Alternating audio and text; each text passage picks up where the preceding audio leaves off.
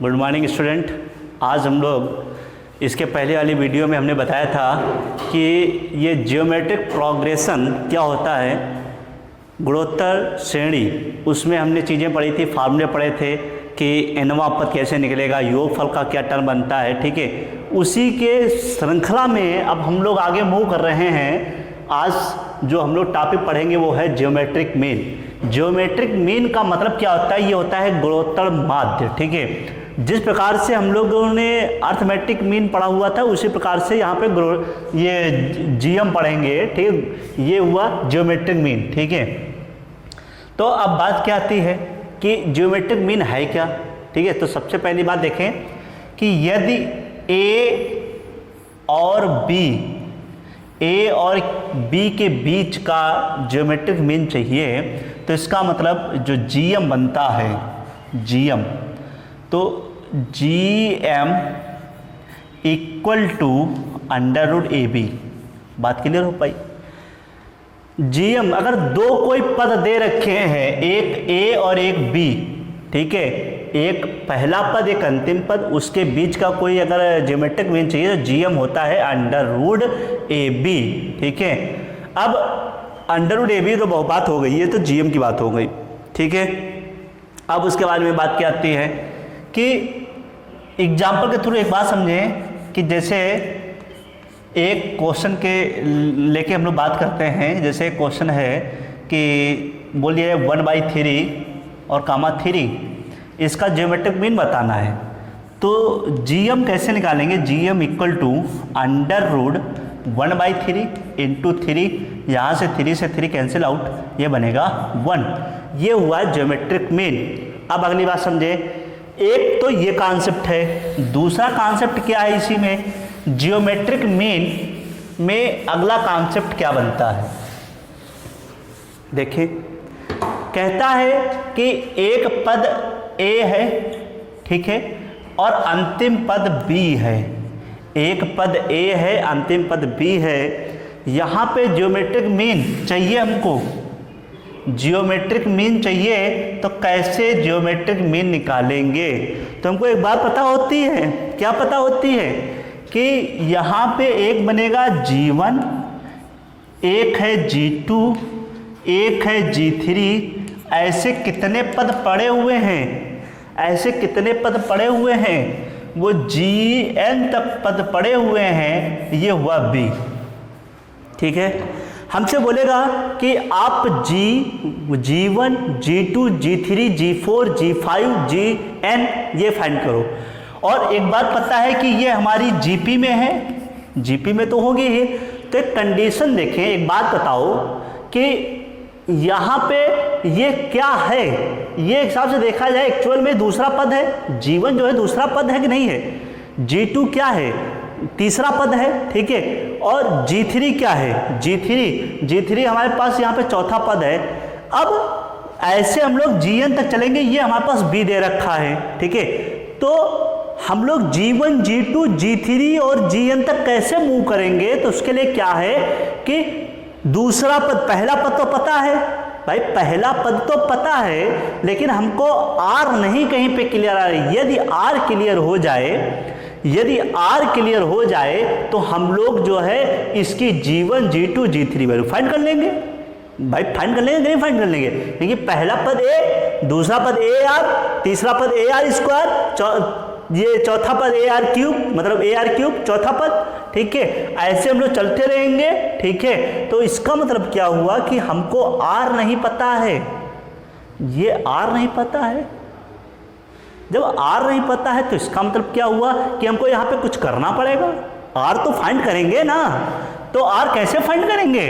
हमको पता है प्रथम पद A, प्रथम पद दे रखा है, ठीक है, और साथ में अंतिम पद कितना है? B है। अंतिम पद कितना है? B है। अब एक बात बताओ कि यहाँ पे प्रथम पद A, अंतिम पद B, ठीक है। हमको R चाहिए, R हमको निकालना है, तो कैसे निकालेंगे? तो उसके लिए काम कर लेते हैं क्या?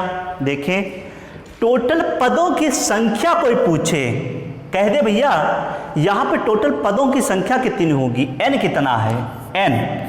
अगर कोई पूछे कि पदों की संख्या कितनी है, ठीक है, टर्म्स ऑफ नंबर कितने हैं, तो हमको एक बात पता चल रही क्या कि ये G1 G2 कितने जोड़ दिए गए, n जोड़े गए, और पहला पद ये, दूसरा पद ये, कितने पद हो गए एक्स्ट्रा, 2 पद हो गए, तो इसका मतलब ये बनेगा n+2 बनेगा, राइट। कोई डाउट आ रहा हो तो बताओ। यहाँ पे बात तो पकड़ में आ रही होगी कि n = n+2 बनेगा कि नहीं बनेगा, ठीक है। अब सेकंड यहाँ पे लाइन को समझे क्या है, प्रथम पद पता, अंतिम पद पता, r ज्ञात करना, n की वैल्यू हमारे पास n/n+n+2, भाई यही तो है, ठीक है। यहाँ पे n डैश कर लेते हैं, कोई दिक्कत वाली बात नहीं, आप समझे n यहाँ पे पदों की संख्या है, ठीक है। एक फार्मूला होता है Tn = अब a r की पावर n-1, ये क्या कौन सा फार्मूला होता है, ये होता है पदों की संख्या ज्ञात करना, l, इसको l भी तो लिख सकते हैं भाई, हमने शुरुआत में पढ़ाया था l = क्या था, a r की पावर n-1 था कि नहीं था। l की वैल्यू कितनी है, b है, l की वैल्यू यहाँ पे कितनी है, b है, इक्वल टू a की वैल्यू कितनी है, a है, ठीक है। r की वैल्यू कितनी है, यहाँ पे r की वैल्यू फाइंड करना है, n की वैल्यू क्या निकाले हैं n+2 निकाले हैं, ठीक है, और माइनस का 1 निकाले, भाई माइनस का 1 निकाले हैं, इसका मतलब क्या हुआ, b = a r की power n+1। I can write that b = a × r की पावर n+1। इतनी बात तो क्लियर हो पा रही होगी, कैसे भाई, ये तो यहाँ से हुआ ना, इसका मतलब क्या, हमको फाइंड क्या करना है, we have to find r, ठीक है। तो r कैसे फाइंड करेंगे, इसका मतलब क्या हुआ कि b/a = r की पावर n+1, यही तो बनेगा। इसका मतलब क्या हुआ, इसको और भी क्या ले सकते हैं, और हम लोग क्या ले सकते हैं, देख लें, ये बनेगा r = b/a की होल पावर 1/n+1। ये बात लिख सकते हैं कि नहीं लिख सकते हैं, बताओ, ये बात लिखी जा सकती है कि नहीं लिखी जा सकती है। ये r की वैल्यू निकाल ली है, अच्छा, अब हम लोगों ने r की वैल्यू निकाल ली है, अब इसका मतलब काम हमारा बहुत आसान हो गया है। अब कार्य कैसे आसान हो गया है, हमको पता है क्या चाहिए, जीवन चाहिए, क्या चाहिए, जीवन। तो जीवन की वैल्यू कैसे फाइंड करेंगे, अच्छा एक बात बताओ कि पहला पद तो ए हो गया, दूसरा एक सीरीज व्यापक जो हमारे पास सीरीज होती है, जनरल सीरीज होती है जीपी की, जनरल सीरीज क्या होती है, a, AR, AR² AR³ AR power 4 AR power 5, ऐसे हम लोग चलते रहते हैं, AR की पावर n-1 बनता है कि नहीं बनता है। अब एक बात ये भी निकल के आ रही है कि ये तो हमने तो निकाल लिया है, ठीक है, r, अब जीवन चाहिए। अच्छा जीवन इसमें है क्या, जीवन है क्या, जीवन हमको एक बात पता चल रही है कि ये दूसरा पद है, दूसरा पद है तो इसका मतलब AR बनेगा, ठीक है, बिल्कुल बात सही है। तो ये कितना बनेगा, AR बनेगा, बनेगा कि नहीं बनेगा। तो AR का मतलब क्या हुआ, R की वैल्यू यहाँ पे कितनी है, A × B/A की होल पावर 1/n+1। ये बात पकड़ में आ गई जीवन। अगर कोई पूछे कि G2 की वैल्यू बताओ तो G2 की वैल्यू भी निकाल लेंगे। हमको कैसे पता है, G2 का मतलब क्या हुआ, ये कौन सा पद है, G2 का मतलब क्या हुआ, कौन सा पद है, ये तीसरा पद है। जब तीसरा पद है तो इसका मतलब क्या हो जाएगा, ये हो जाएगा R² बन जाएगा, बनेगा कि नहीं बनेगा। तो इसका मतलब R की वैल्यू कितनी है, R की वैल्यू पता है B/A, ठीक है, और यहाँ पे R² है तो हो जाएगा 2/n+1 बनेगा कि नहीं बनेगा, ठीक है, ये भी हमने निकाल लिया। उसके बाद में G3 अगर बोल ले कोई, ठीक है, G3 भी निकालो। तो G3 कैसे निकालेंगे, यहाँ पे देख लें कि G1 ये निकल के आया है, G1 AR, ठीक है, G3 तो यहाँ पे G2 ये वाला पद है, ठीक है, AR²। G1 है हमारे पास, एक बार फिर से कंफर्म कर लेते हैं, G1 हमारे पास कितना है, G1 है AR, G2 कितना है, AR² है, ठीक है। G3 की अगर बात करें 4वां पद है तो AR की पावर कितना, 3, ठीक है। इसका तो ए बी के पान ए की होल पावर 3/n+1, यही तो बनेगा। और ऐसे हम सभी पद निकालते रहेंगे, ऐसे सभी पद हम निकालते रहेंगे। अब एक बात और समझो हमारी, ये तो हमने प्रूफ किया हुआ है, समझाया है कि क्या है, क्या सिचुएशन क्या बनती, कैसे कैसे हम लोग निकालते हैं, ठीक है।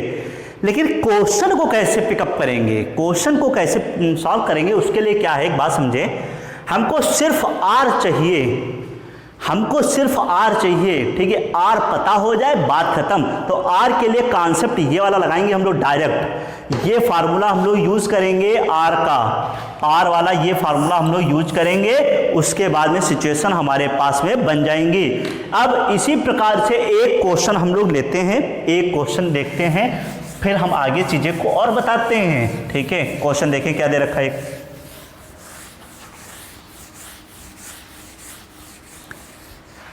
इसको हमने जो है इतना रफ किया है और इधर का ये रफ हो गया है, ठीक है। इसका क्योंकि हम लोग यूज करके दिखाएंगे आपको, ठीक है, इसीलिए हमने छोड़ दिया है, ठीक है, इसीलिए हमने छोड़ दिया है। देखें देखें एक क्वेश्चन जो है हम ले लेते हैं।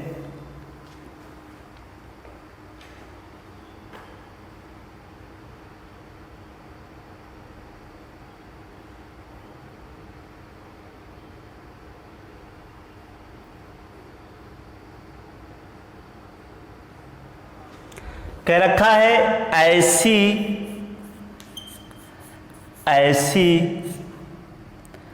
तीन संख्याएं ज्ञात करो जिसको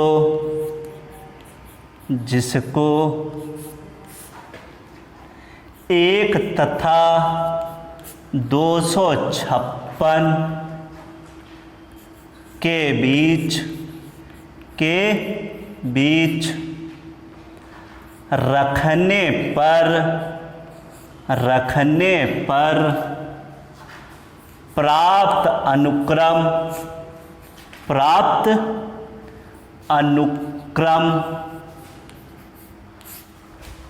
अनुक्रम गुणोत्तर श्रेणी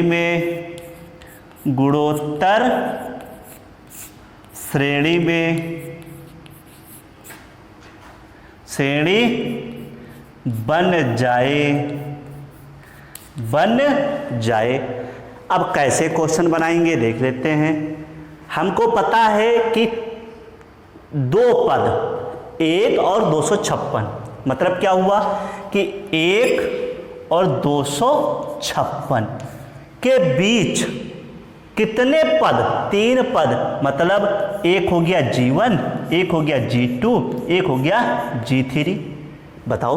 और ये सीरीज किस में बननी चाहिए, जीपी का मतलब बात समझ में आ रही है, ज्योमेट्रिक प्रोग्रेशन, ठीक है। अब देखें करना क्या पड़ेगा, क्या चाहिए, हमको चाहिए आर की वैल्यू चाहिए भाई। प्रथम पद पता, अंतिम पद पता, ठीक है। आर की वैल्यू नहीं पता, निकाल सकते हैं, ठीक है। और पदों की संख्या हमको भी पता है, ठीक है। पदों की संख्या मतलब ये n है, मतलब कितने n, 3 है तो 4 हो जाएगा यहाँ पे। मतलब क्या हुआ, एक बात समझें, हल्की सी बात समझें। हम एक बात जान रहे हैं, b की वैल्यू कितनी है, 256 है।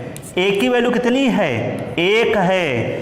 r की वैल्यू कितनी है, ज्ञात करनी है। और ये कितना हो गया, 4 हो गया।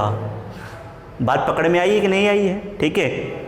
यहाँ पे 256 ये हुआ 1, ये हुआ 4, ठीक है, r की पावर 4।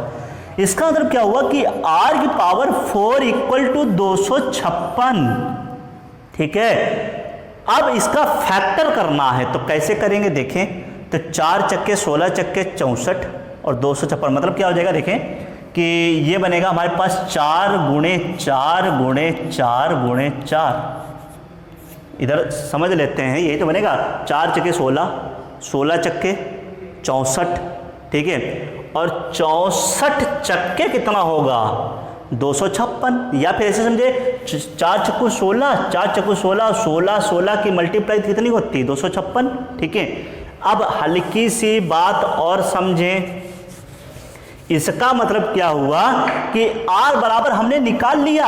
अरे r बराबर निकल के आ गया, कितना निकल के आ गया प्लस माइनस का 4 निकला। कितना निकल के आया प्लस माइनस का 4। क्यों?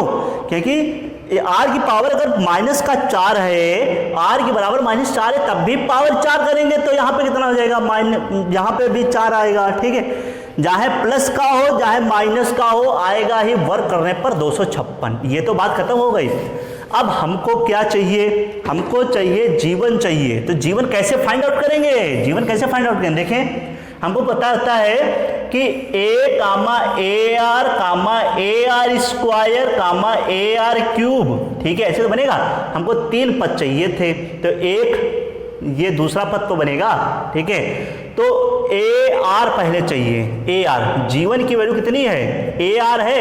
ए की वैल्यू कितनी है, ए की वैल्यू सॉरी कितनी है यहाँ पे 1 है। ए की वैल्यू कितनी है 1 है ना, तो ए की वैल्यू निकाल लिया 1।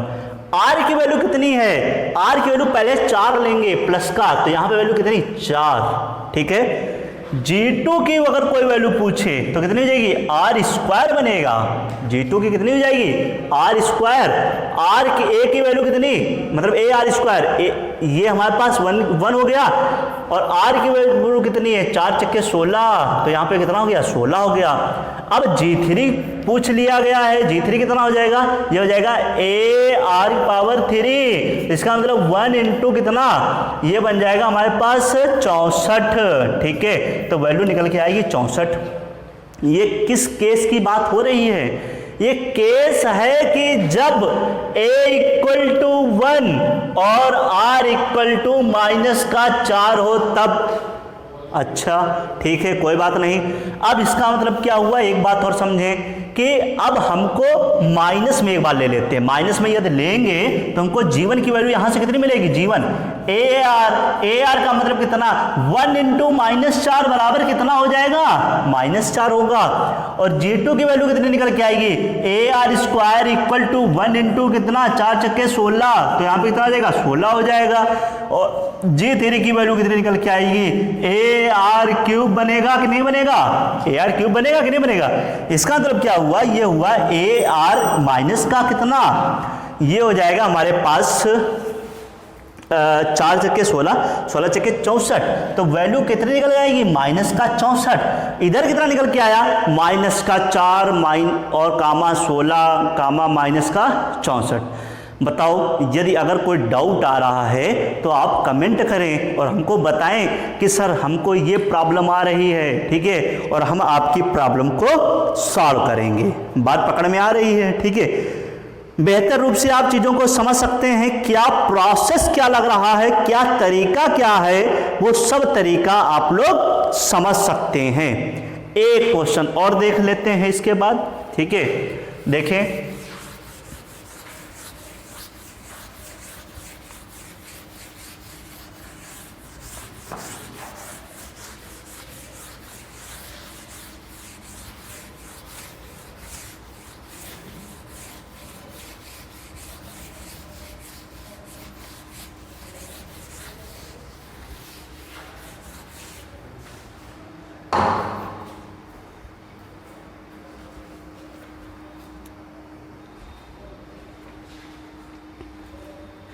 एक क्वेश्चन जो है हम लिख दे रहे हैं, ये आप लोग कमेंट में करके हमको बताइए। ठीक है, और फिर उसके बाद में नेक्स्ट वीडियो में हम क्वेश्चन को बताएंगे। ठीक है, देखें क्वेश्चन नंबर 18 है और आप लोग इसको करिए जरूर और बताइए।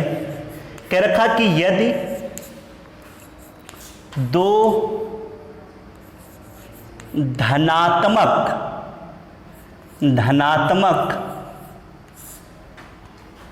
संख्याओं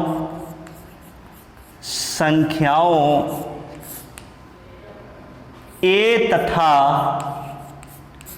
B के बीच समांतर माध्य तथा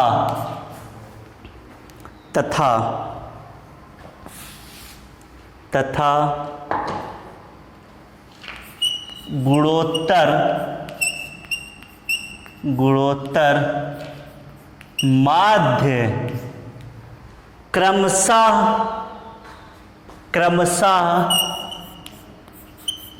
क्रमशः 10 तथा 8 हैं। तो संख्याएं ज्ञात करें। क्वेश्चन क्या है एक बार फिर से देख लेते हैं, ठीक है। डिटेल में पूरा हल्का सा देख लेते हैं ओरली, उसके बाद में जो है फिर हम लोग बाद में बताएंगे कि क्या इसमें कॉन्सेप्ट मतलब वो किस हिसाब से आप लोग इसको लगाएं, सही लगाएं गलत लगाएं, ठीक है। कमेंट जरूर करें, ठीक है। क्वेश्चन दे रखा है कि यदि दो धनात्मक संख्याओं a तथा b के बीच समांतर माध्य तथा गुणोत्तर माध्य क्रमशः 10 तथा 8 है, ठीक है। तो संख्याएं ज्ञात करनी है।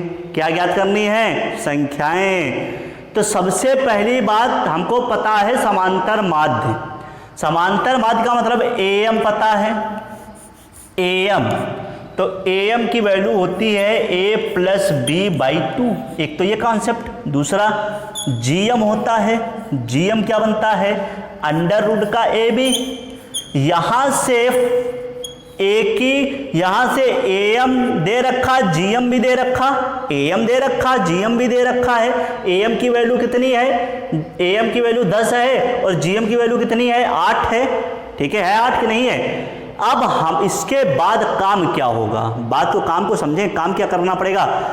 हमारे पास 2 इक्वेशन और 2 वेरिएबल, इसका मतलब वहां से a और b की वैल्यू फाइंड कर सकते हैं और a और b की वैल्यू निकाल लेंगे और वही आपकी 2 संख्याएं हैं, वही आंसर निकल के आ जाएगा। बात क्लियर हो पा रही है, ठीक है। मतलब am gm तो पता है हमको, am की वैल्यू भी पता, gm की वैल्यू पता, ab की वैल्यू नहीं पता। अब उसके बाद में 2 वेरिएबल दे रखे और 2 इक्वेशन। जब 2 वेरिएबल 2 इक्वेशन, तो इसका मतलब हम वैल्यू फाइंड आउट कर सकते हैं और आंसर बता सकते हैं। और आप कमेंट करें और आंसर बताएं कि आंसर क्या बनेगा, ठीक है। धन्यवाद।